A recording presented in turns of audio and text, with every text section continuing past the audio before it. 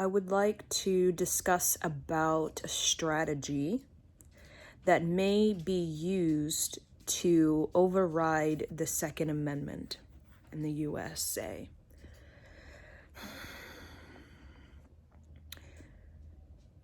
What could happen is that we could be provoked to get our guns and to participate in violence, not knowing that the provokers are a part of a bigger agenda to override the Second Amendment. The Second Amendment is the right to bear arms. When that Second Amendment is overridden due to violence, where we are provoked to bring guns, to participate in violence, what's going to happen is that we will be vulnerable to following a leadership that may not be beneficial for us in the long haul. So we have to be very careful about being provoked into acts of violence. I know a lot of people can feel heated when they watch the news, and they can feel quite agitated. Right? In California, the Disney World is being used for a basically a vaccine center. The whole Disney World, there's word that it could be used for a mass vaccination. Okay, millions of people in it can be held in the territory of Disneyland. So brainstorming, using kind of common sense based off of our history and where we've been as United States of America, it is logical that if the Second Amendment is overridden, okay, and all our guns are taken away from us, okay, so that means we would either have to voluntarily give our guns away, or it would be forced upon us by some sort of, military. What could happen is that without our guns, any sort of protection that we kind of uphold for ourselves and for our community would be gone. So if there's any rulers, any sort of leadership that's out there that wants to oppose upon our free will, oppose upon our health, it's a go. So anything that wants to take away our free will, that wants to oppose upon our health, taking away our right to our own body, a right to our own children, that would be gone. So guns in the US it's not just about the violence. It is about creating a system in which the government or whoever rulership or leadership that may have their own kind of agendas upon agendas cannot take away our free will. Right? Because we've seen in other places of the world where there has, again, they used the same strategy. There was some kind of, people were provoked into violence, or there was some sort of shooting, and then, the guns were taken away from the civilians. And then maybe months or years later, some kind of free will, right? They took away free will in the way that oppressed the people, put them into a position where they had no say. They couldn't act. They couldn't protest. They couldn't do anything because they had no protection, right? Just the common people, just the civilians, just the community, right? And we've seen that in other places of the planet. And we, especially right now, need to be careful about any kind of violence, okay? Because there is such things as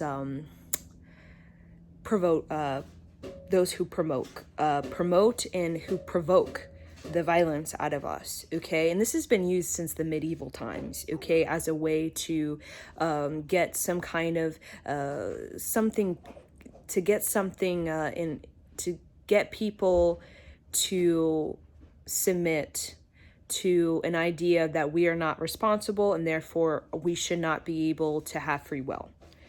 Right? And then later on that becomes, okay, we should not have free will, then we shouldn't have responsibility for our own body, for our own mind, for what we think, for what we say, da, da, da. And this is just a strategy that has been used time and time again. And I think with us right now on this planet as human beings, we have been around the block, okay? We've seen these type of things again and again. I think we're starting to awaken because it feels so obvious that there's something going on. Okay, and globally, not just like in the USA, but globally, there's something going on.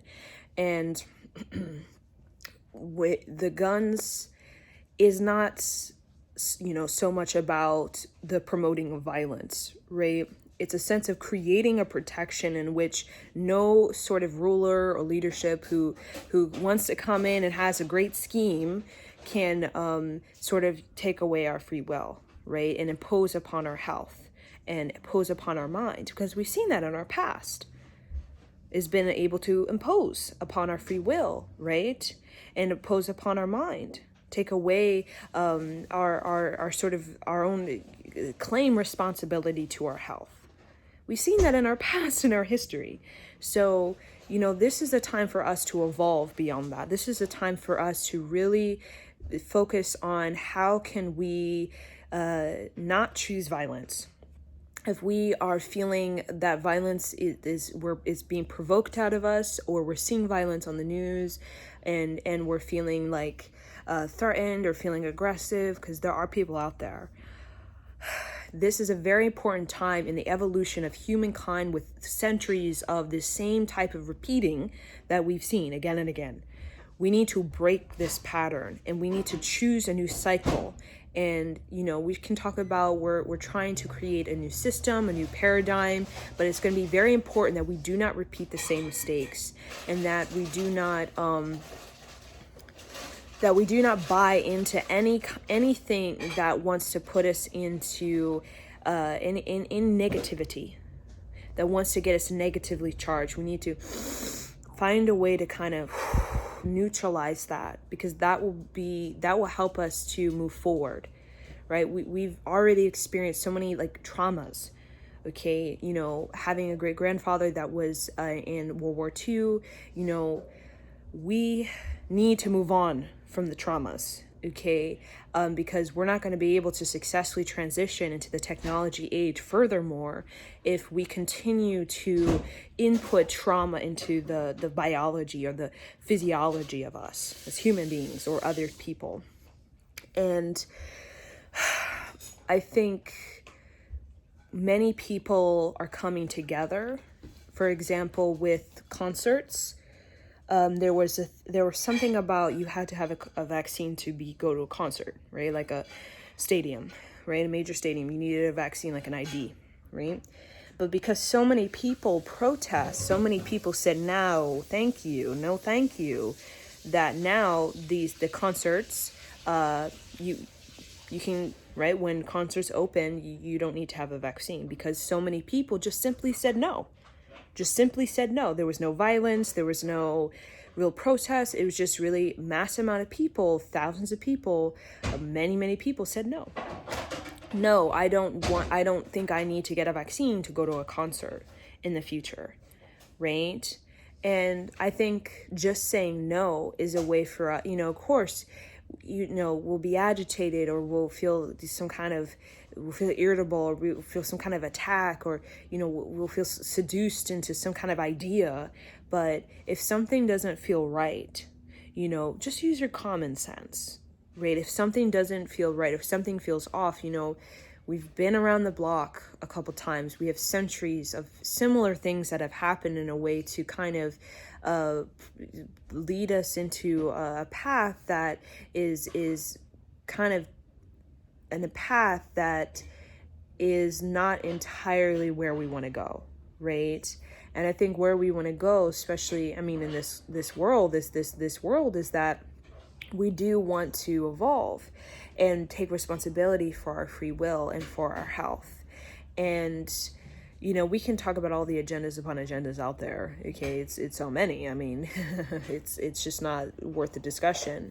But all the greatest thing that we can do is say no to what doesn't feel right, investigate that, okay, and then also hold a vision of where we would like to be, right? Where we would like to be moving forward, right? To not get caught in the past, and to just hold a vision. Okay, we've been through things, we're opening up things, we're reviewing things, we're paying attention to things, we're investigating. Now, where do we want to go moving forward as a human species, and within the nation, or whatever nation that you're a part of?